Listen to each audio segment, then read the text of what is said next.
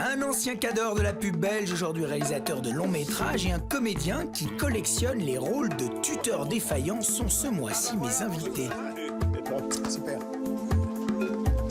Sam Garbarski sort Bye Bye Germany, un film qui fait écho à son propre passé familial, celui de juifs survivant dans une Allemagne en ruine. Il nous parlera de ce 5e long métrage ambitieux, tourné en allemand et au casting très particulier. Jonathan Zakai reviendra lui sur ses personnages haïssables et nous verrons quel regard il porte aujourd'hui sur celui qu'il incarnait dans Élève libre de Joachim Lafosse. Le comédien et Sam Garbarski se connaissent par ailleurs très bien, le premier ayant joué à 2 reprises pour le second, notamment dans Quartier lointain, où il incarne le propre père du cinéaste dans l'adaptation du manga culte. Allez hop, home cinéma, c'est parti. Jonathan Zakai, Sam Garbarski, je suis bien content de vous recevoir tous les deux. Je sais que vous vous connaissez bien, vous avez fait 2 films ensemble. On va aborder ces 2 films un peu plus tard. Mais vous êtes là aussi parce que vous avez 2 films qui sortent pratiquement au même moment. Fauve et Bye Bye Germany, ton dernier film, 5e film. Ouais.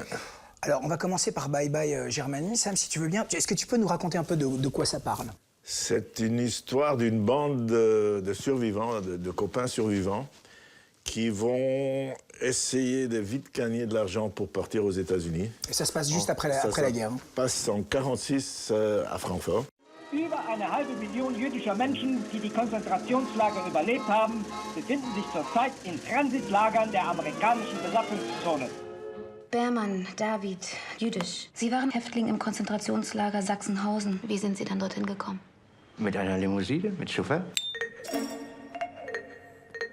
Donc en fait, tu découvres ce sujet juste après Irina Palm, ouais. Qui est ton 2e film. J'étais avec Irina Palm à la Berlinale. Il y a un auteur, via Dieter Koslik, qui m'a accroché et qui m'a dit « Tu dois lire ça parce que j'espère, je suis presque sûr que tu voudras en faire un film. » Il m'a fait lire un roman, et ça s'appelle Die Teilacher. Ouais. Et c'est vrai que je l'ai lu d'une traite. Hein. C'est le genre de roman que je ne pouvais pas laisser. Ça m'est arrivé 2-3 fois dans ma vie. Et je l'ai appelé en terminant. J'ai dit, oui, t'as raison, ça, on doit le faire. Was brauchen die Deutschen momentan am dringendsten? Wäsche. Wir werden aufmachen einen Wäschegroßhandel. Leute, ich bin dabei. Vor Ende der Vorstellung. Als Projektionist ist er eine Katastrophe, aber als Verkäufer genial. Mit welchem Trick arbeitet er? Er wird Schuldgefühle bei den Deutschen. Schuldgefühle bei Deutschen. Ce film ne peut que te parler, c'est l'Allemagne d'après-guerre. Enfin, c'est forcément la famille, c'est forcément la reconstruction, l'identité, le départ. Enfin, forcément, ça ne peut que te parler. Et surtout, c'est le manque de... Tu sais que la génération après-guerre ne pouvait pas parler à leurs enfants. C'était un tabou qui était vraiment omniprésent dans toutes les familles. On ne racontait pas ce qui s'est passé pendant la guerre. Et là, il y avait l'oncle de cet auteur. C'était une des rares exceptions qui en a parlé un tout petit peu. Il a existé, le protagoniste principal du film, c'est vrai cette histoire, tu sais, à des tout petits détails près, où on a un peu, je dirais pas enjolivé, mais c'est une histoire vraie, aussi bizarre que ça puisse paraître, parce qu'il quand même, il a été vu chez Hitler, je veux dire, pendant la guerre. Voilà, je ne vais pas raconter maintenant Non, mais la question que tu poses, c'est comment survivre.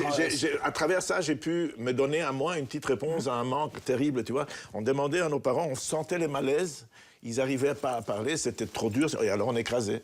Je sais rien sur mes grands-parents. Wir sind die jüdische Rache. Darf ich Sie darauf hinweisen, dass das hier kein Spaß ist und gravierende Folgen für Sie haben kann? Das muss ich mir nicht bieten lassen. Ich mache hier nur meine Arbeit. Sagte der SS-Mann am Rande des Massengrabs. David, wir müssen Klartext reden. Da bin ich ja mal gespannt.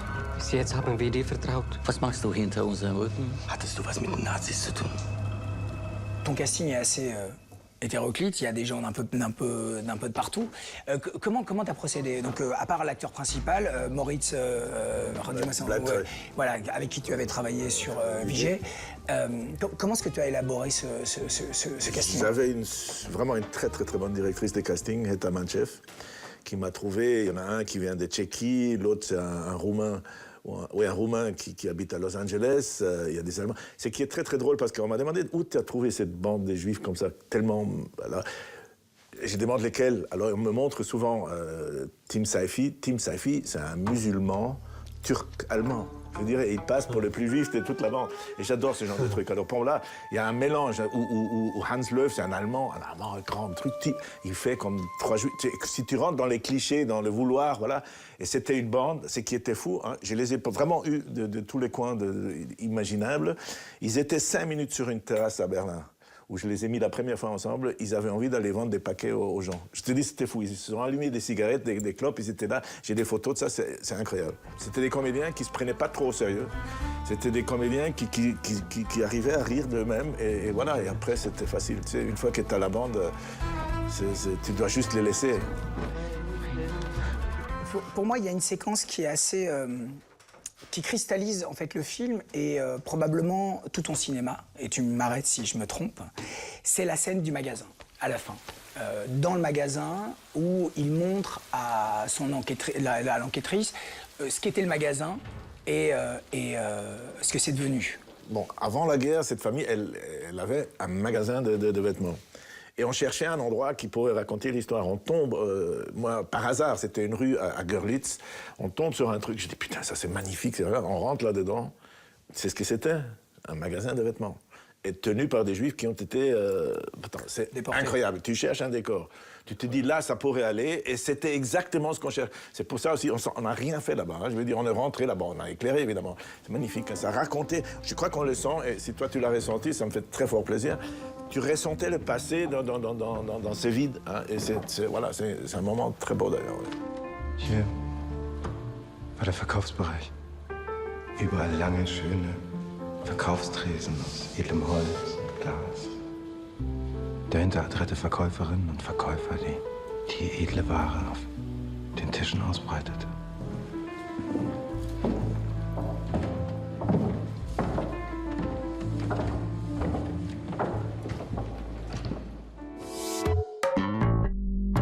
Jonathan, tu es là aussi principalement, pour la sortie, donc en même temps que Bye Bye Germany, de Fauve. Dernière question. Dites-nous pourquoi, à votre avis, un professeur de gym ferait un bon directeur? C'est la maîtrise du tir à l'arc, son exigence, m'ont permis d'apprendre le contrôle de soi. Mais c'est surtout en tant que professeur que j'ai appris à allier la pédagogie, la performance. Tu vas pas bousiller tout ce que j'ai construit. Et la discipline. Tu campes encore un personnage sympathique ou en couleur, débonnaire. Tout à fait. Dire. Tout à fait. Tu en fais beaucoup, hein, des personnages de tuteurs tordus, des personnages. Le jeu, c'est évidemment plus c'est loin de toi, plus c'est du jeu, quoi. Mais t'as du plaisir à camper, ces personnages-là. J'adore. Parce que si tu veux quelque part, croire que tu fais vraiment du mal dans une fiction, c'est le faire un tout petit peu pour de faux. Parce que là, tu le fais bien. Agréable. Là, c'est très agréable. Ouais. Quand même. Ouais. C'est assez agréable. Moi, j'aime bien les enculés, moi. Tu te souviens comment t'étais là-bas? T'arrêtais pas de geindre. T'emmerdais tout le monde, tes parents savaient plus quoi faire de toi. Et maintenant, tu veux y retourner?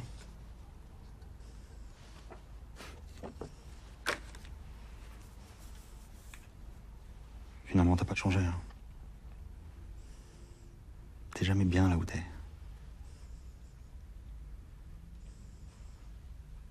Putain, les pauvres. C'est une chance qu'ils soient plus là pour voir ça. Ils sauraient plus où se mettre. Ce rôle de tuteur dans le film Fauve te ramène à un autre rôle de tuteur un peu trouble. Donc le film Elle est libre, qui t'a valu même le Magritte du meilleur acteur d'ailleurs. Hein, c'est vrai. Qu'est-ce que tu gardes de ce tournage?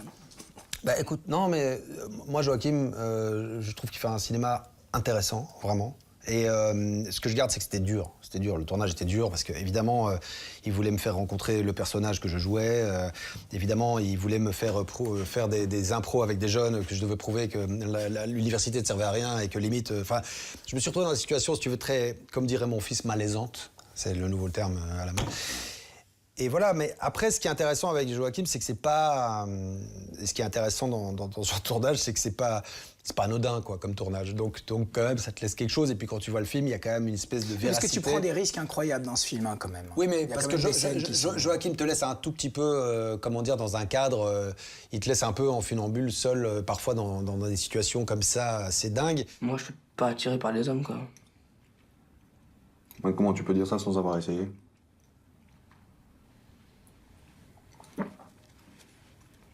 les gens qui se disent hétéros alors qu'ils ont jamais rien essayé, ils me font un peu rire, quoi.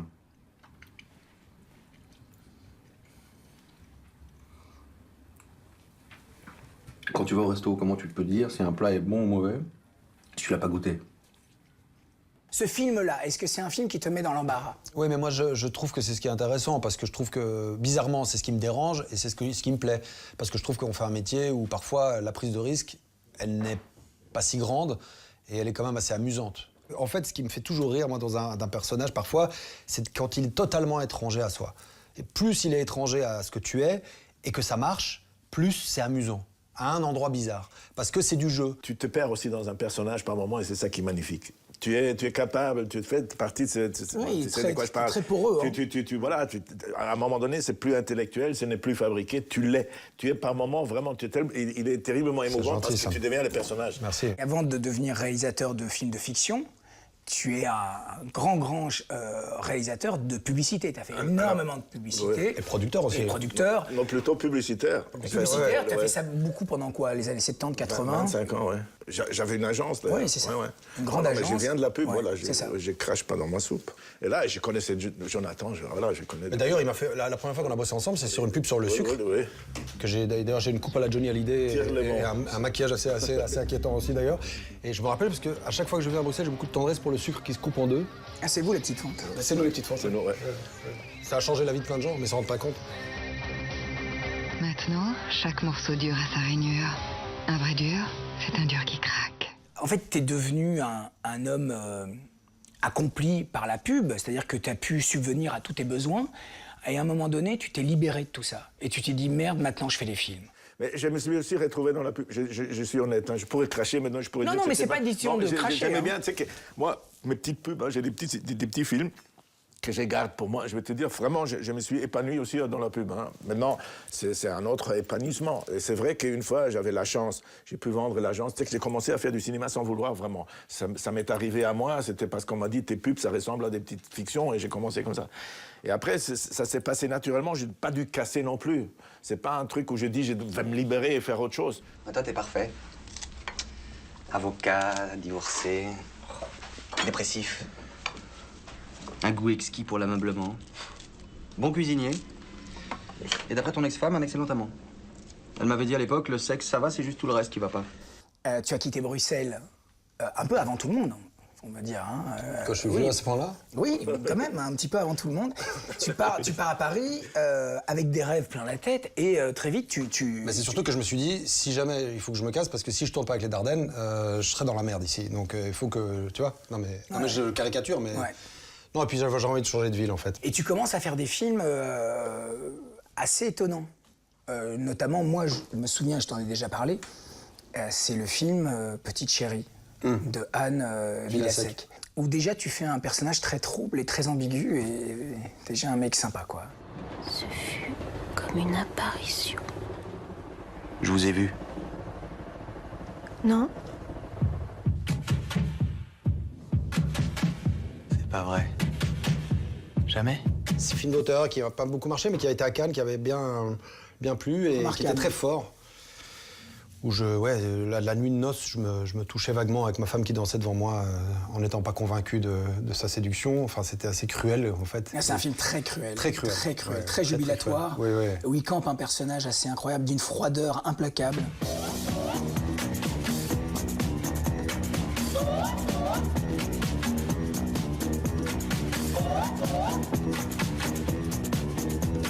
Je voudrais tout savoir de toi. Ne touche pas! Ne me touche pas! Vers 2004-2005, tu fais quand même, tu tournes beaucoup. Tu tournes avec Audiard même. Tu fais un personnage assez mémorable dans De battre mon cœur s'est arrêté. Toi aussi, tu regardes vers l'international, non? Oui, j'ai fait ce film avec Ridley Scott. J'aurais pu en faire d'autres d'ailleurs.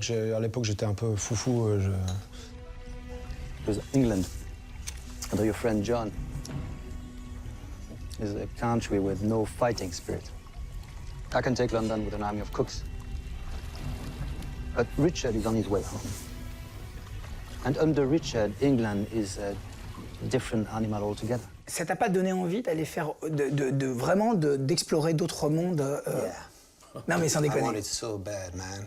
It's never too late. Non, si, évidemment, mais évidemment. Mais, d'ailleurs, en riant, je disais, en sortant de ce film, je disais, putain, ça doit être cool d'être au seul croc, quoi. Mais c'est vrai. Non, si, c'était fabuleux. Comment ils tournent, comment ça se passe, c'est intéressant. Puis bizarrement, c'est très... ils ont compris pas mal de choses pour les acteurs. On est très bien protégés. Ouais. L'air de jeu très bien mis en... Je croyais que ça allait être étouffant, ce truc, ce calibrage. Et en fait, c'est plutôt un truc assez excitant et ça te donne envie. Ouais. Avec nous! Reculons! Nous nous battrons encore un autre jour! J'aimerais qu'on parle 2 minutes de ce film que vous avez fait ensemble, qui est une adaptation d'un comics d'un manga, pardon, très connu, qui s'appelle Quartier lointain de Taniguchi. Taniguchi, qui est décédé il y a quelques années d'ailleurs. Qu'on a eu la chance de rencontrer d'ailleurs, qui est passé sur le plateau. Il joue dedans. Exactement. Dans le train, ouais. Qui est un film, j'imagine, très personnel aussi pour toi. J'aurais pu les ramener à mon histoire, mais j'étais tellement sous les charmes de ce manga.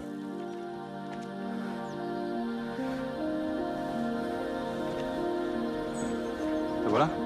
T'es passé où tout ce temps? Papa. T'as quelque chose à me demander? Petite parenthèse, ils ont, pour la mort de Taniguchi, ils ont fait une projection au cinéma des cinéastes à Paris.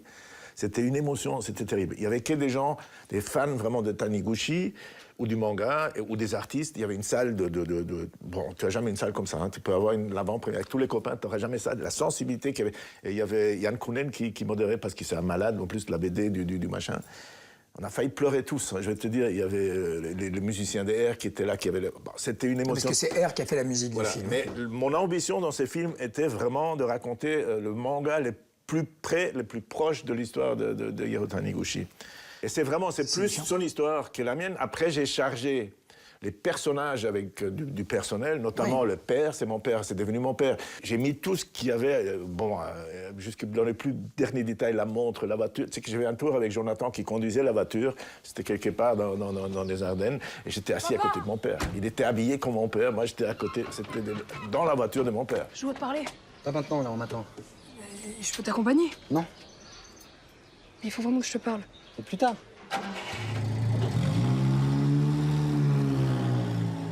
Qu'est-ce que tu gardes de ce tournage de Quartier lointain? C'est un tournage très particulier avec Sam, parce que c'est comme de tourner dans une logique complète, tu vois.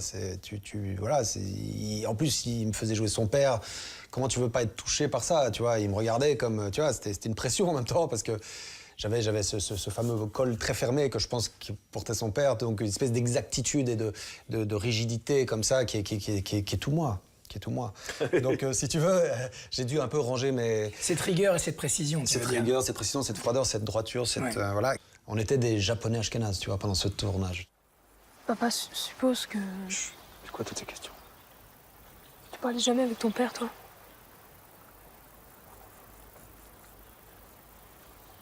Non. Pourquoi? Je sais pas, j'ai pas bien connu. Il est parti trop tôt. Il est parti? Non. On va parler d'une série qui est en train d'être diffusée sur BTV, qui est Le Bureau des légendes, qui est une série assez incroyable d'espionnage, qui fonctionne très bien. J'interprète un mec qui s'appelle Raymond Sisteron, qui est un agent de la DGSE, et voilà, à qui il arrive beaucoup de choses, dont en saison 2, je perds un pied, fait couper au sabre par un djihadiste en partant en mission.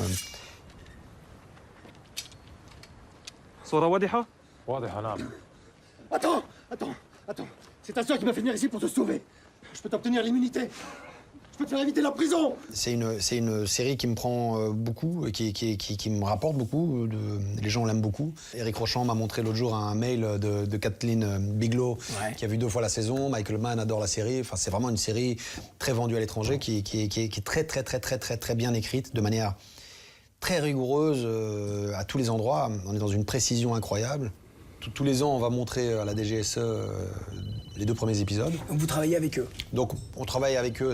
Eric à l'écriture, je pense qu'il y a des gens qui sont là en tout cas pour cautionner, valider les épisodes de chez eux. Maintenant, quand par exemple il y a un truc très délicat sur lequel ils sont pas d'accord, comme on nous l'a bien expliqué, ils ne disent pas, ils ne donnent pas la solution. Il dit juste ça, c'est pas comme ça que ça se passe.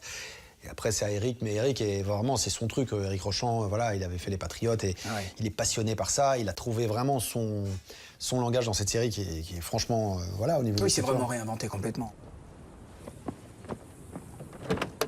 Viens, je leur ai dit que t'étais un cousin par alliance. J'ai une scène, un moment où je vais sauver une fille du PKK en sortant d'une voiture et j'ai un sniper qui est sur moi qui va me choper et je vais la sauver. Et je me rappellerai toujours, après une projo, j'ai un général qui me voit et me fait « Pas très courageux, hein. » J'ai fait « Pas très courageux, excusez-moi, on est d'accord que je sors quand même de la voiture à découvert avec un sniper qui peut me tirer dessus. » Oui, mais vous attendez quand même un petit temps.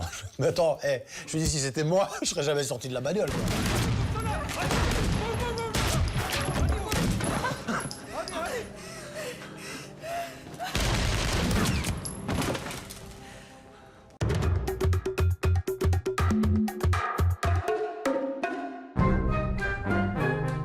Qu'est-ce qu'il y a moyen de faire avec vous? J'ai fait le calcul. En prison, ça coûte 150 € par jour. C'est une fortune. En fait, ce qu'il y a de moins cher, c'est que vous mouriez tout de suite.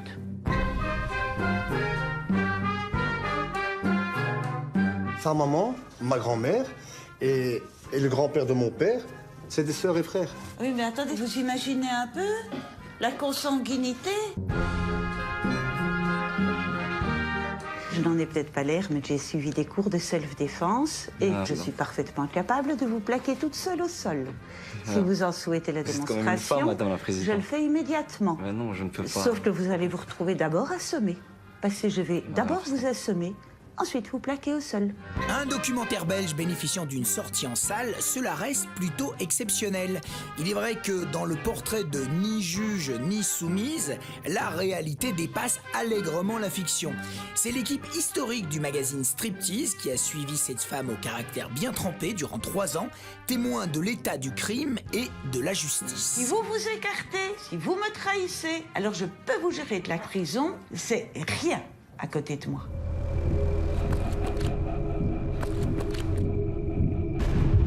C'est une femme, une bijoutière, qui a été retrouvée morte à côté de sa voiture. T'es soupçonné, David? Je sais pas, ils disent rien pour le moment. Vous me croyez pas en fait. J'aurais dit tout ce que j'ai fait, donc à mon avis, quand ils auront autocontrôlé, ils me laisseront en paix. Tu crois qu'il peut l'avoir fait? T'es con, quoi. Qu'est-ce qui t'inquiète, David? J'ai merdé. Je t'ai menti. Quand le doute s'installe au cœur d'un groupe d'amis, il fissure les certitudes des uns et des autres. Fabrizio Rongione est ce père de famille comblé, sur qui se tournent les soupçons d'une enquête pour meurtre. À ses côtés, Natacha Régnier est, elle, l'épouse qui doute. Une part d'ombre est le premier long métrage de Samuel Tillman.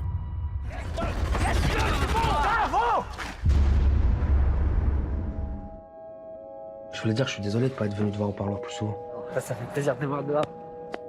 T'as dû en chier là-bas, putain. T'as l'air en forme, t'as fait un peu de sport? En prison, pas grand chose à faire. Hein. Le sport, la prière. Comment va ton fils? Je l'ai pas encore vu. Il est pas venu te voir en prison? Il sait pas que j'étais en prison. Ça fait longtemps qu'on s'est pas vu, hein? Ça, c'est pour toi. C'est ton fils. N'oublie jamais ça. T'as tous les droits sur lui. Aujourd'hui, c'est à toi de prendre tes responsabilités. Résister à la haine pour recréer les liens avec son fils et retrouver sa dignité, c'est l'histoire de Ben, incarné ici par Vincent Rottier dans un premier long métrage mis en scène par le Belge Guérin van de Vorst. Après la Flandre et Bruxelles, c'est au tour de la Wallonie de découvrir l'excellent Patser d'Adil et Bilal. Le film a déjà battu un record pour un film de genre belge, avec plus de 100 000 entrées lors de sa première semaine d'exploitation au nord du pays. En Wallonie, c'est une version doublée qui est proposée, et ce, dès le 28 février.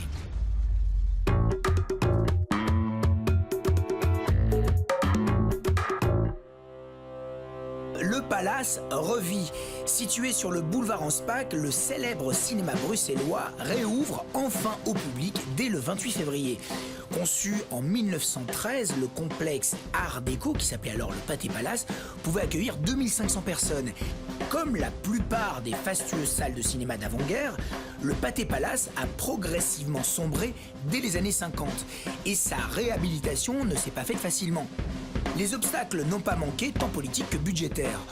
Porté par les frères Dardenne et d'autres passionnés, ce projet aura finalement mis 15 ans avant d'aboutir.